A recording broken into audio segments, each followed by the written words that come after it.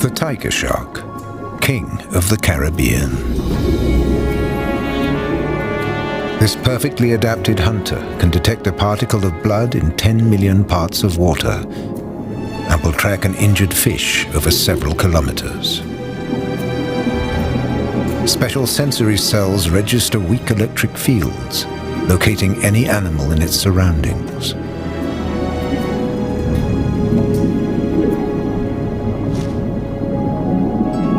Sea turtles growing up to 1 meter across are relatively safe in the seagrass.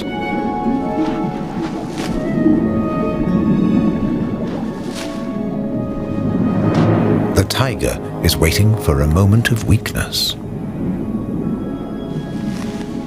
Every 20 minutes or so, the turtle has to rise to the surface to breathe.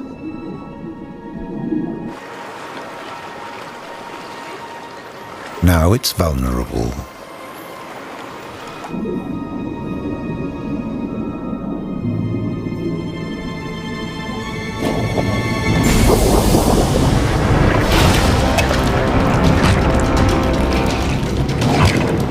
The thickest shell is no match for the tiger's powerful jaws.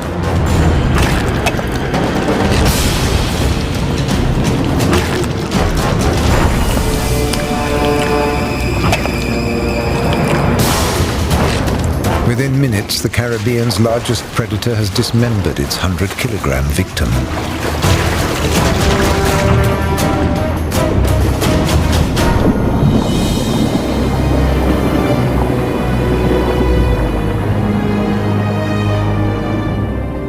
Hunters like the tiger shark are truly the pirates of the Caribbean, and the region's underwater inhabitants need intelligence and special strategies to protect themselves. Tilefish are often the prey of sharks and rays, but they have evolved over time into master builders.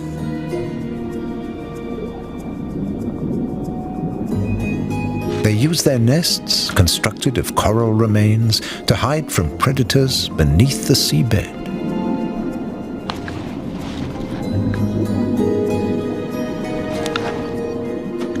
The lazier bicolor chromies take advantage of the tilefish's hard work. But once it reproduces, this fish's behavior changes dramatically. Despite its size, this shy, tiny fish protects its brood fearlessly. Any creature that strays too close must retire immediately or face the consequences. This sea snail's sudden change of direction near the nest will be punished, even though the snail is 50 times heavier than the fish.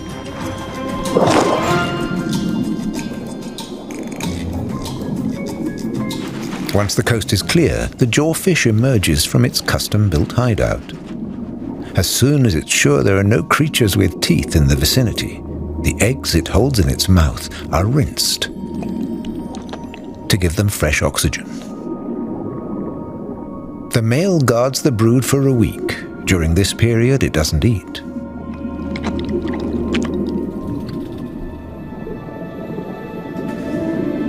Inhabitants of the reef close to the seabed live in fear of 2-meter stingrays. But the nimble caranx seems to have been expecting the predator. When the giant ray seeks out mussels and snails in the sand, it also stirs up microorganisms, a welcome snack for the caranx. The ray offers a second advantage. By staying close to it, the caranx is safe from other predators.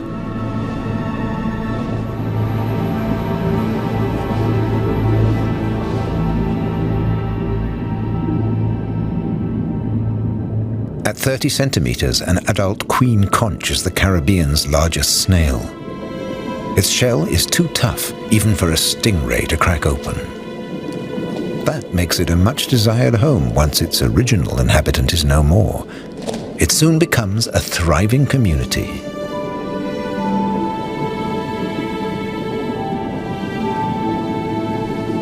An anemone keeps watch. Its tenants are immune to its poison.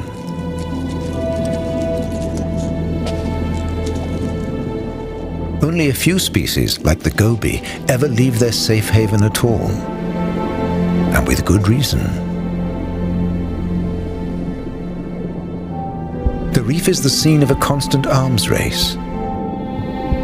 The body shape of the moray eel allows it to hunt where bulkier sharks and rays could never penetrate. Thanks to its more than 200 vertebrae, it can squeeze into the narrowest gap.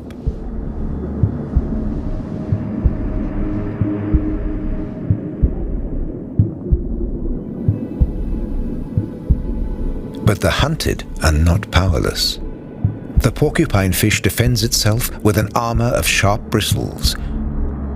In an emergency, it inflates to twice its size. The scorpion fish relies on camouflage and its own poisonous spines.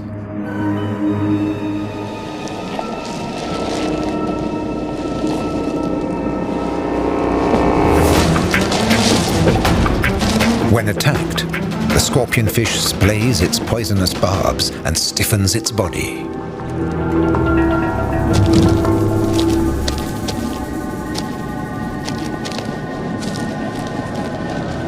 The moray eel needs to position the prey just right to swallow it whole. A second's inattention and dinner escapes. The hunter has yet to take it in.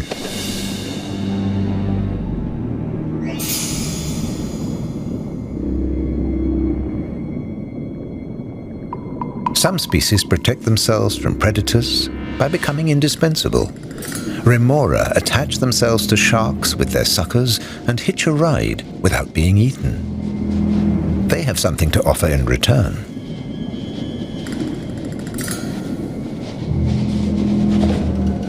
The cleaning team is sensitive and well practiced. One twitch of the shark's jaws leads to a rapid and discreet withdrawal.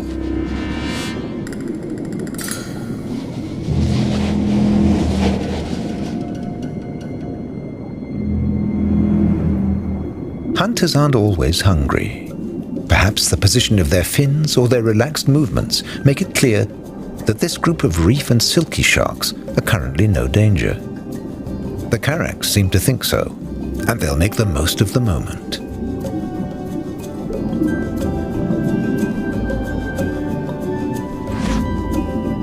The shark's rough, sandpapery skin is perfect for scraping off irritating parasites.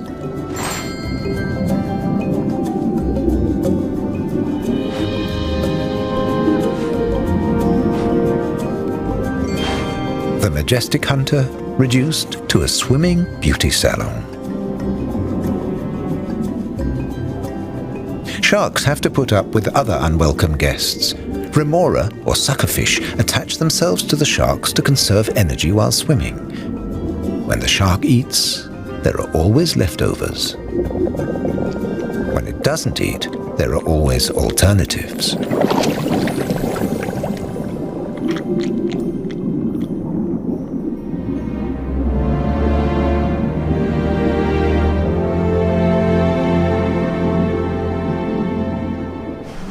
Fish are attracted to areas where the tiniest sea creatures gather. The fish then attract the predators. Every reef, every island, and every Caribbean coast has its own characteristics, drawing different predators at different times.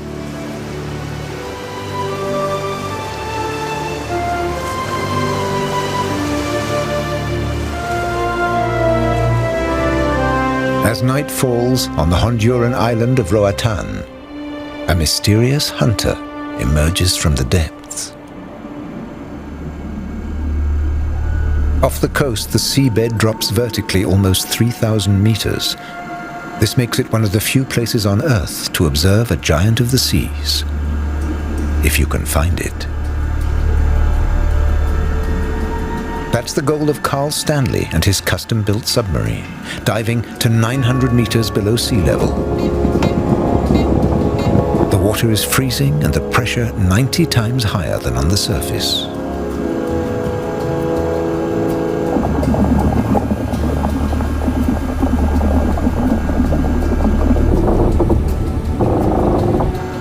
Carl is on the lookout for a creature whose movements, habitats, and breeding areas are a mystery.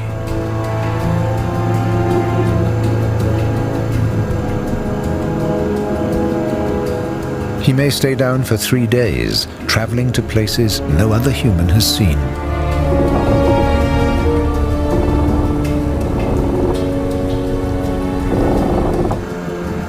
This underwater explorer taught himself submarine construction and marine biology. His cameras have documented almost 100 previously unknown deep-sea species.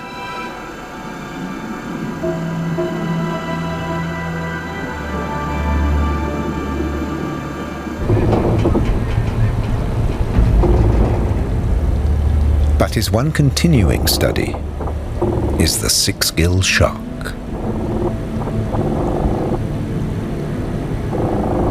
For years, Carl has attempted to understand its secrets and its migration patterns.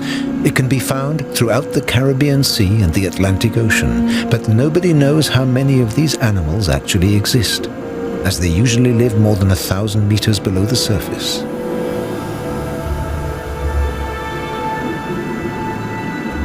Six-gill sharks frequently become trapped in deep-sea gill nets and die. Carl is worried that the six-gill is already on the road to extinction.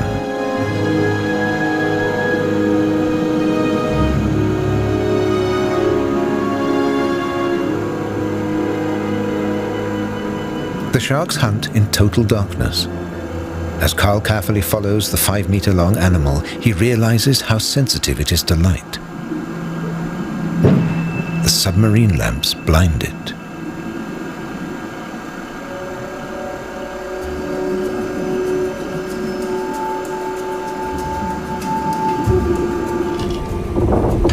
Attaching a radio transmitter would let Carl track its movements and then recommend conservation areas. But even at this speed, it's too fast for the harpoon mounted at the front of his submarine.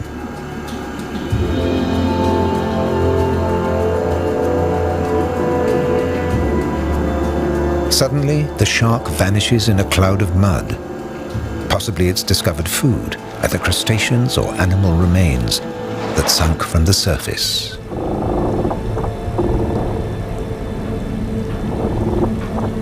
Unable to see, Carl is disoriented. It seems like a second six-gill shark has whipped up the seabed. But Carl's homemade sub isn't quite maneuverable enough to attach the transmitter.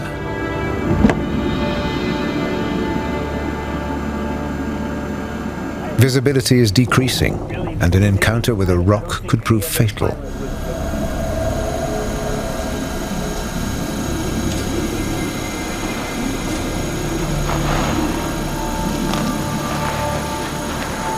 Carl abandons his mission without fixing the transmitter.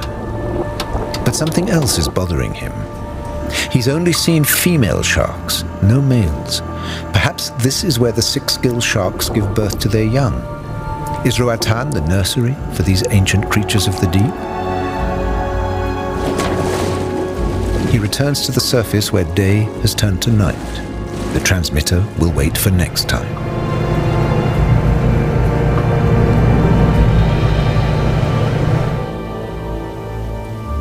On land, too, the night brings forth predators rarely seen during the day.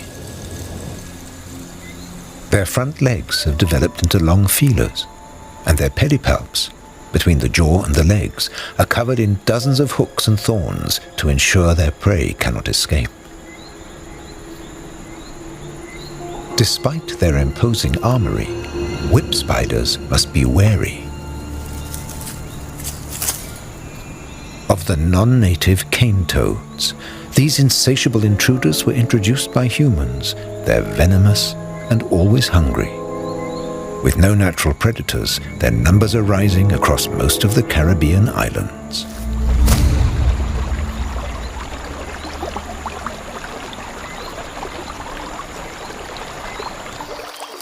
Mice were similarly introduced by humans. Like the cane toads, they're spreading fast.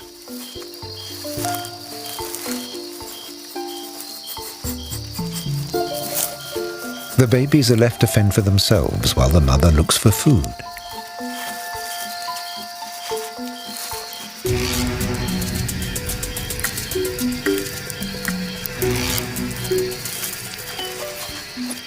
Centipedes in the Caribbean may grow up to 20 centimeters. They're predators that only hunt at night.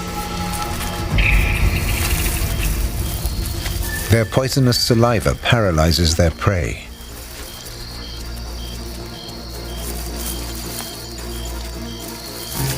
And dissolves its flesh, allowing the predator to suck it dry.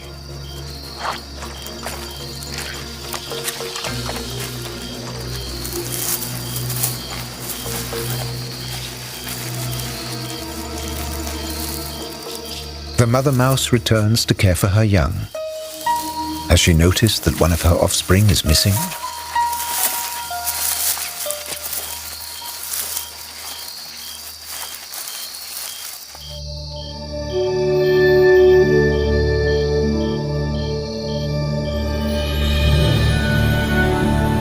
For now, many islands have untouched swamps and mangrove forests. But non-native species are increasingly impacting the fauna of the Caribbean islands. Macaws frequently make their way here from the mainland, but few survive. They can only eat certain plants, and the islands often can't provide the food they need.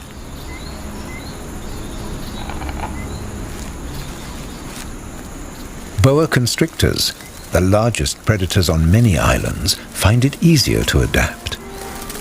A number of subspecies developed, some smaller than conventional boas, while others grow to lengths of more than 5 meters.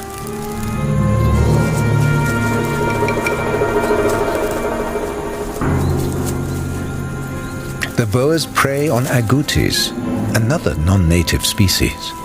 These rodents weigh about 4 kilograms, enough to keep a boa satisfied for several days. The boas can smell agoutis over great distances. They're stealth hunters, closing in on their prey before lunging and wrapping themselves around it.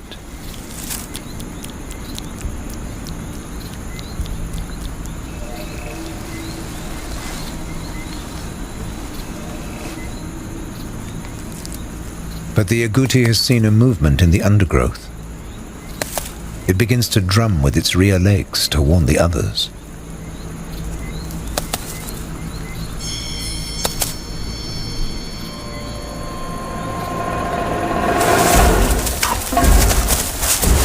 Nine out of 10 attacks end in failure.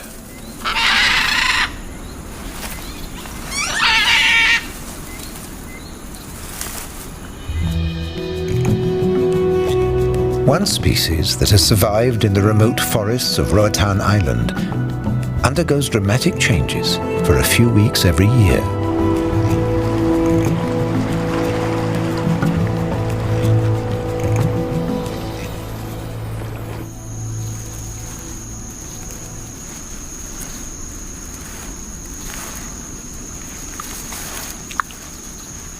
The green iguana is usually a harmless herbivore and an enthusiastic climber.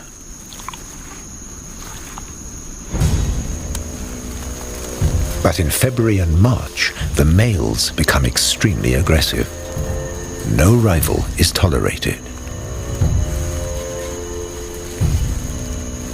Usually, threats from the largest iguanas will make smaller rivals retreat.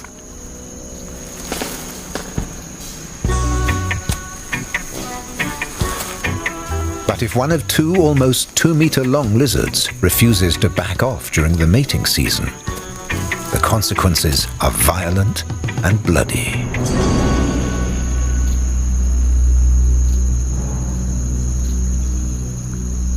The bodies of the warriors are scarred all over.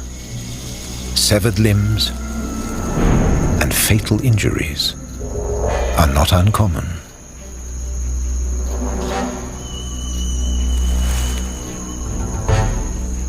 The rivals provoke each other.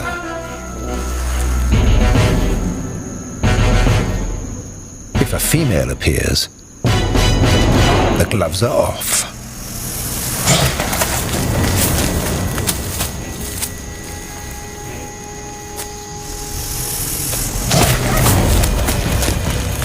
These lizard fights were taking place when dinosaurs walked the earth.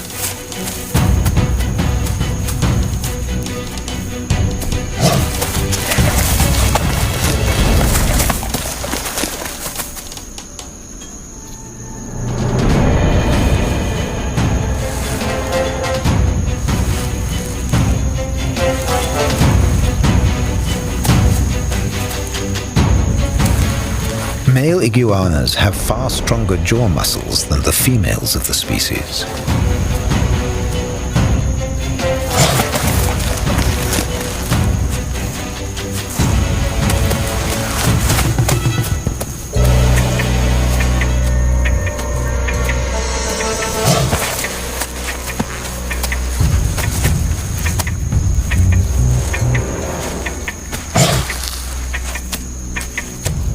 At last, there's a winner. But he's too late.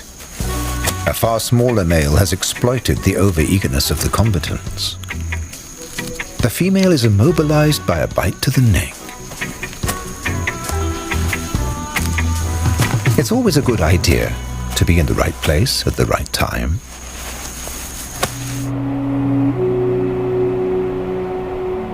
Successful reproduction on an island is one thing. The conquest of new habitats is another.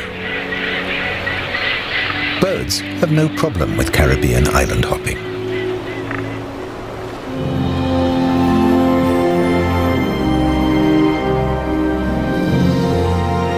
For land animals like iguanas, insects or snakes, it's a little more difficult.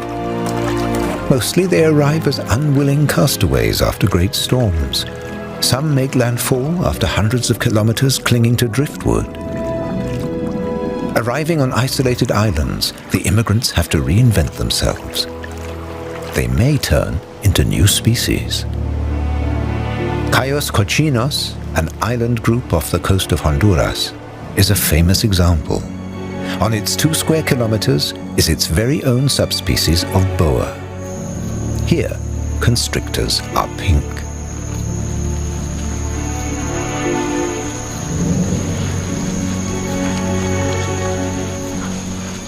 In contrast to almost everywhere else in the Caribbean, people don't fear snakes here or hunt them.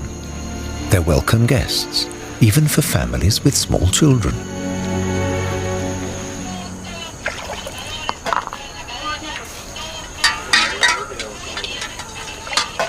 Because these boas eat the rats that transmit Weil's disease, that can in extreme cases be fatal. Cayos Cochinos is completely free from the disease. The islanders revere their unique snake. At school, there are snake respect classes. But neither scientists nor teachers can say why this snake has turned pink. There's only one drawback. The pink boa has become a collector's item, and illegal reptile catchers are seen more and more often on Cayos Cochinos.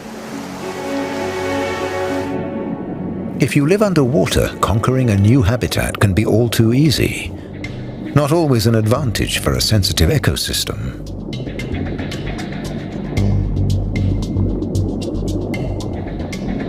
The red lionfish is an unwelcome intruder in the Caribbean.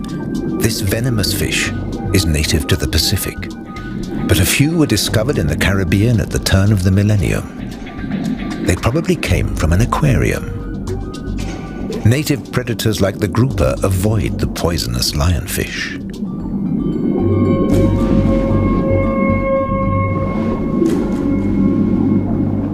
Without natural enemies, red lionfish have multiplied and spread throughout the Caribbean, with a dramatic impact on marine life.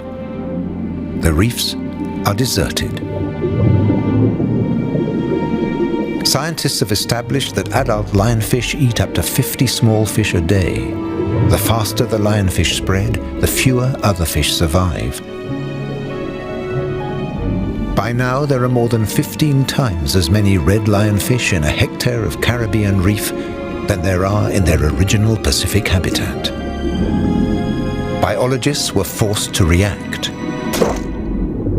Nicholas Bach harpoons every red lionfish he finds to try to save the reefs from further destruction.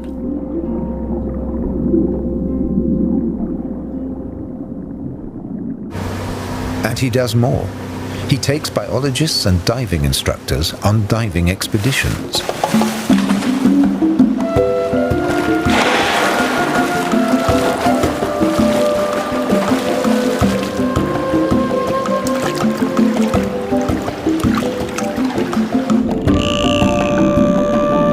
They're often accompanied by inquisitive dolphins, especially here and one of the bottlenose dolphin's favorite corals. The dolphins use the reef like a brush, scraping parasites off their skin. Nick's idea is simple. If all the divers work together, the lionfish invaders can be repelled. Nick trains his divers to use a harpoon. The first targets are coconuts. They're not dangerous, and they're easier to hit than a moving target.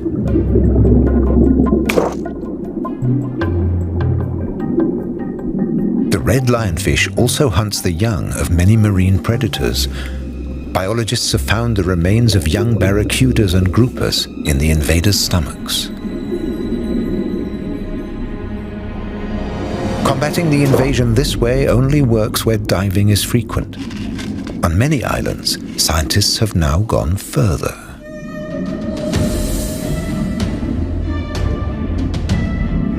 They're training the Caribbean's traditional predators to make the lionfish their prey.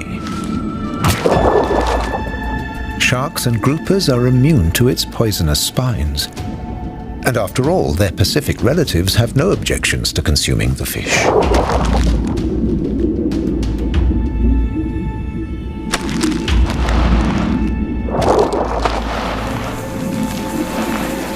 Humans can't contain the lionfish without help from the animal kingdom. Perhaps Caribbean hunters can help restore the region's marine equilibrium.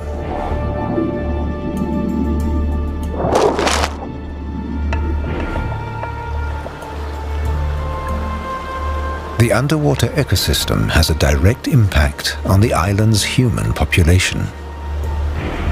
Changes in marine biology are immediately noticed by the poor inhabitants of the coastal regions. Red lionfish are just one problem. The Caribbean is going through dramatic changes.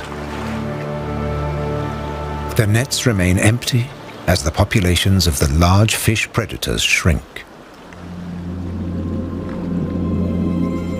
Tiger perch only mate during a full moon between February and April.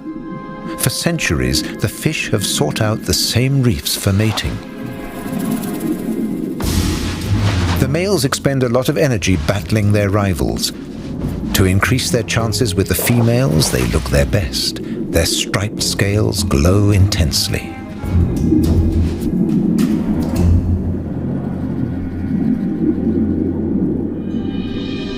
The less spectacular grey and brown females keep their distance, but watch closely.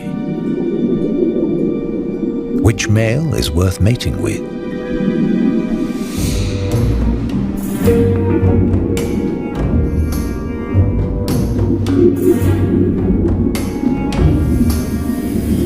But when the big moment finally arrives, the females remain passive bystanders.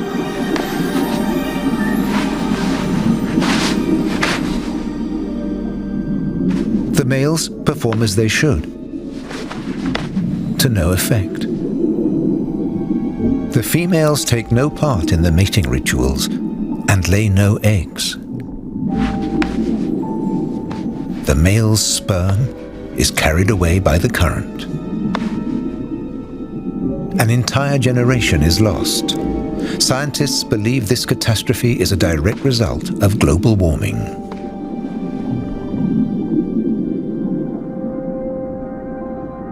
As night falls, the lemon shark takes a short break. Unlike other shark species, it doesn't need to keep swimming. It can rest on the seabed, where the remora or suckerfish help to clean its skin.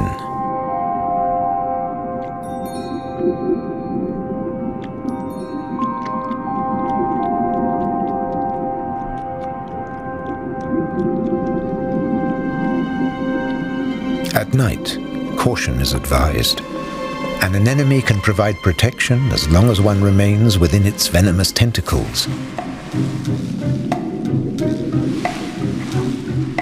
But having one's very own enemy on one's head is even better.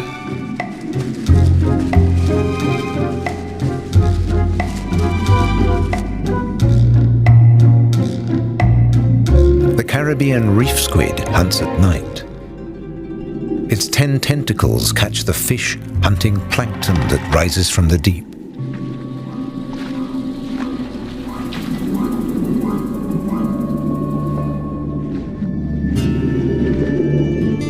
The snake eel is waiting hungrily for its prey. But when a bearded fireworm appears, he prefers to get back under cover.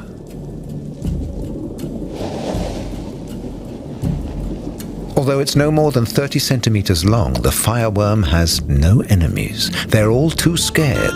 The eel will only re-emerge when the fireworm has moved on. It's because of its bristles. They break off when touched and release a poisonous secretion in the victim's skin. The fireworm has an exceptional sense of smell. Several will gather from far away where there's the prospect of prey. A dead fish doesn't stay undiscovered for long.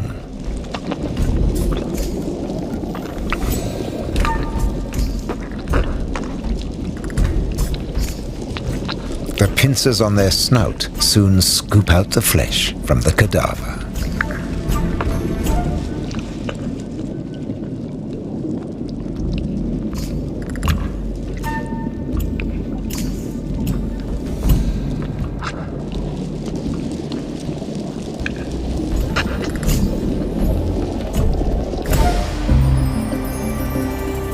At first light, frigate birds leave their nesting places.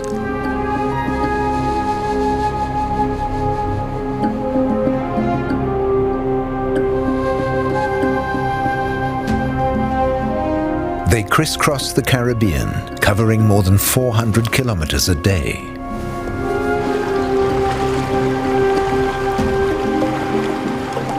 Small coral islands are often their first destination. The birds are undeterred by the presence of humans. The frigate birds come here at this time of year for a reason.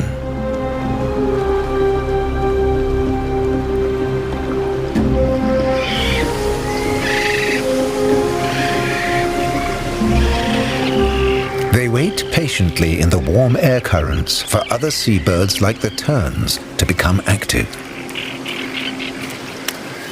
Shortly before mating season in early summer, the male birds bring delicious gifts for the females.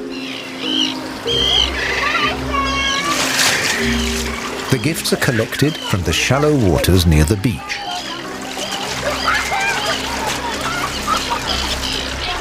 Where millions of sand smelt congregate in the warm water to find food and end up in the reach of the terns. The frigate birds' specially shaped wings make them the Caribbean's most agile flyers.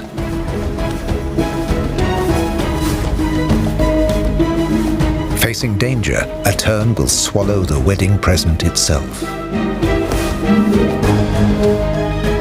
Frigate birds are lighter than other birds, and their glands produce very little oil.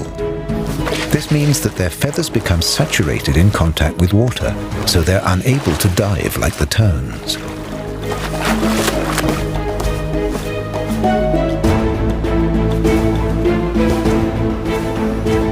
So the pirates of the Caribbean attack until their victims surrender their food.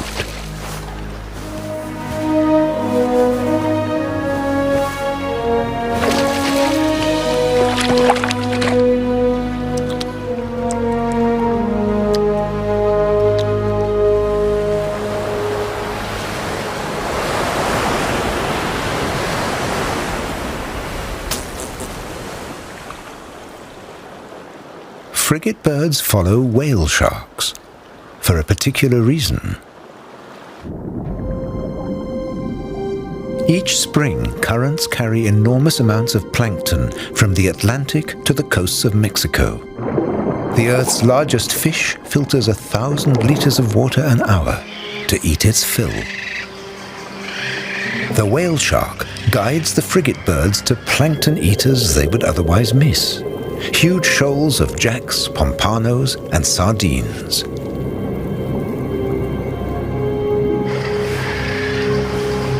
But the fish are out of reach of the frigate birds until they receive assistance from the depths of the sea. Sailfish. Now the frigate birds just need to wait.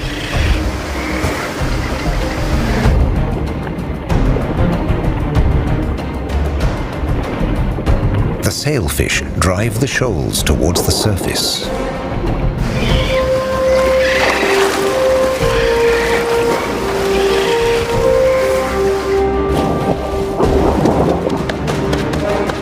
The frigate birds take full advantage of this generous gesture.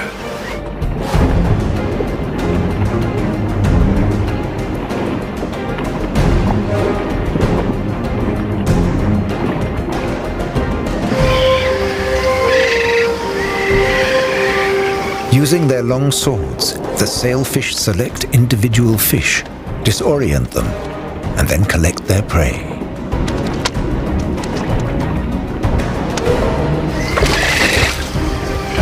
Of course, the birds steal from each other, as befits pirates of the air.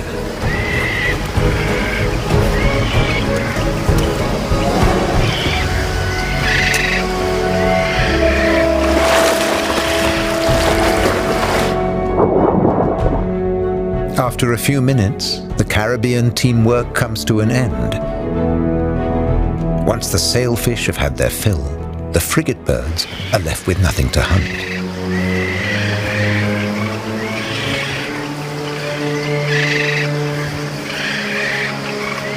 The hungry birds remain, while the sated birds return to the colony.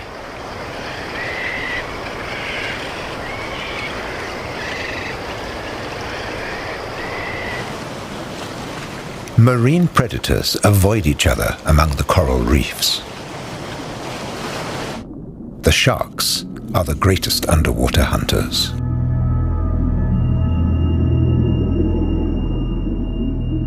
Black grouper can weigh up to 100 kilograms, but even these giants will beat a hasty retreat when 3-meter-long Caribbean reef sharks appear.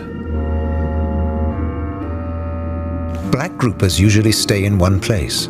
Like other reef fish, they hate leaving their territory. When the sharks invade, the fish seek cover. This time, however, the sharks pose no danger. They've come for some skin care, scraping off parasites on the soft corals.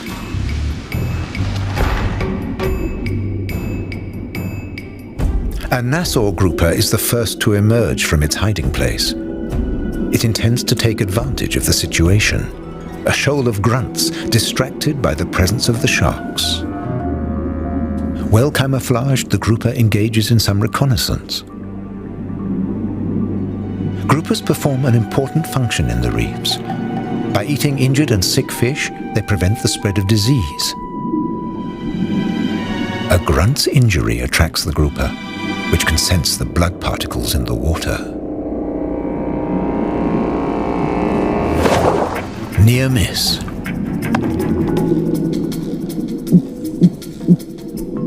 Noises from the grunt's swim bladder are a powerful stress reaction from the pursued fish. Unfortunately, this hideout is already occupied. A healthy grunt forces the injured fish out in order to save its own life.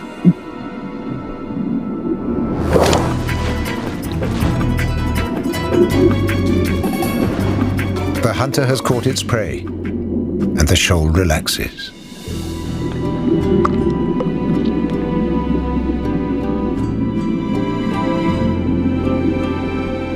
The sharks still seem to pose no danger. And the Nassau grouper sets off to locate a female.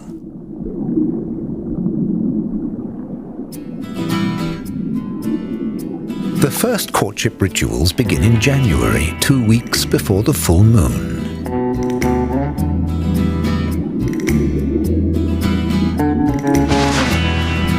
The female's stomach is already swollen.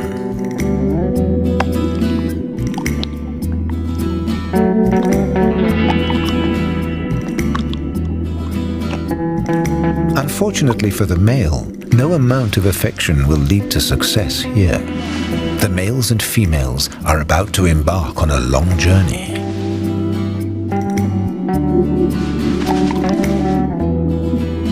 Nassau groupers travel several hundred kilometers in order to spawn in the same place they were born.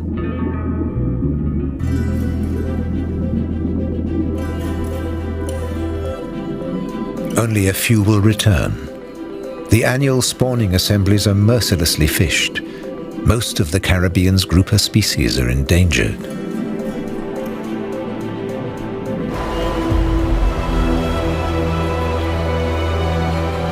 Once, the migration of tens of thousands of fish throughout the Caribbean worked perfectly. The mangroves provided the offspring with better protection than any reef.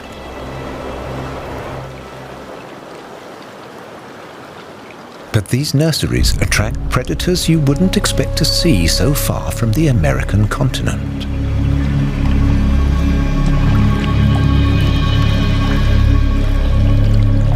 The 6-meter-long American crocodile is a good swimmer.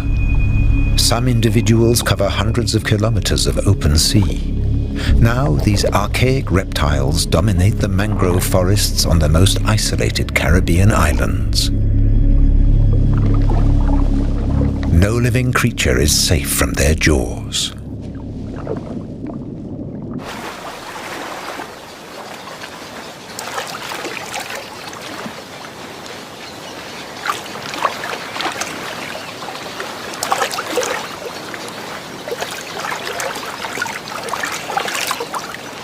The little egret's strategy is to startle its prey and drive it into shallower waters.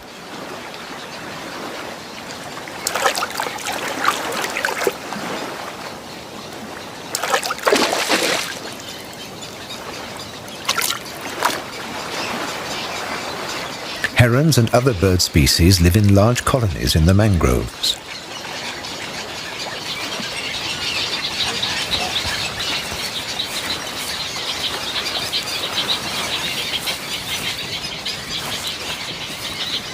It takes around 30 days for the young birds to learn to fly. As they grow, they become more demanding. In colonies with more than 500 birds, the chicks hatch at different times, increasing their chances of survival.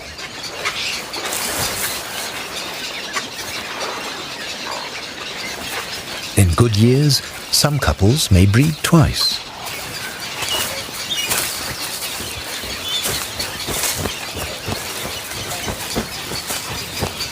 These disturbances dislodge ripe mangrove seeds, causing them to fall.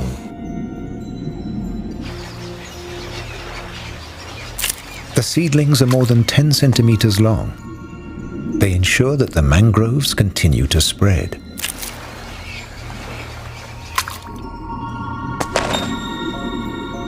They either take root right next to the parent tree, or they're carried away to establish new mangroves.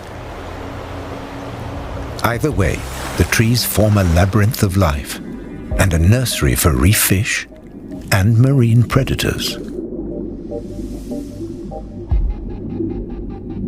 That's why biologist Luis Lombardo spends his time in Mexico's mangrove forests. For years, he has searched for the young bull sharks fishermen have seen. He believes the females give birth here. There's plenty of food, and they're safe from the cannibalistic males. Scientists know that barracudas display similar behavior. The young return to the reefs when they're big enough to defend themselves. There's no sign of young bull sharks.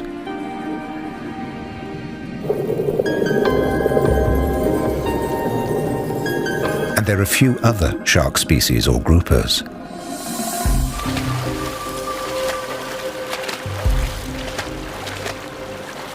Only the red lionfish that decimates the populations of young fish continues to flourish. The balance of the ecosystem is disturbed.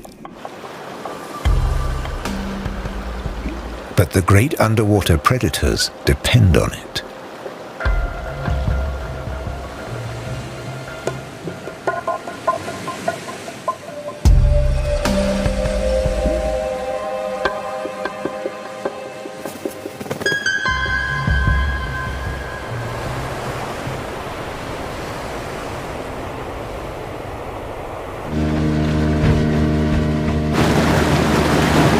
Luis and his team made an astonishing discovery off the famous tourist beach, Playa del Carmen.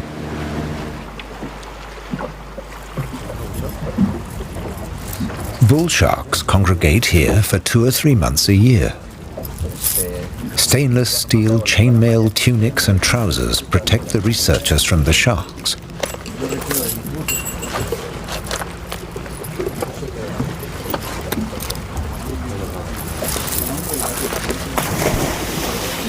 Luis hopes to attach transmitters to the sharks.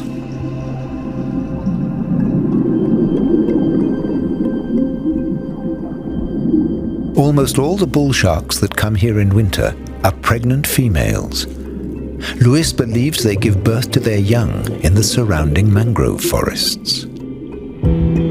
He has known many of the animals for years, but now there are less and less of them. The further fish migrate, the higher the chances of being caught by fishermen.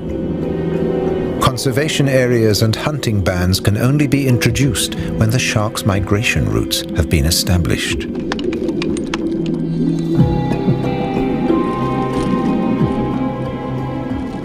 But sharks are unpredictable.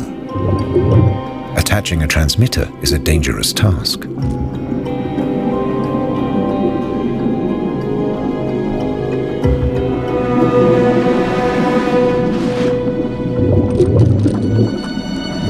Luis has to aim at the base of the dorsal fin to avoid an injury.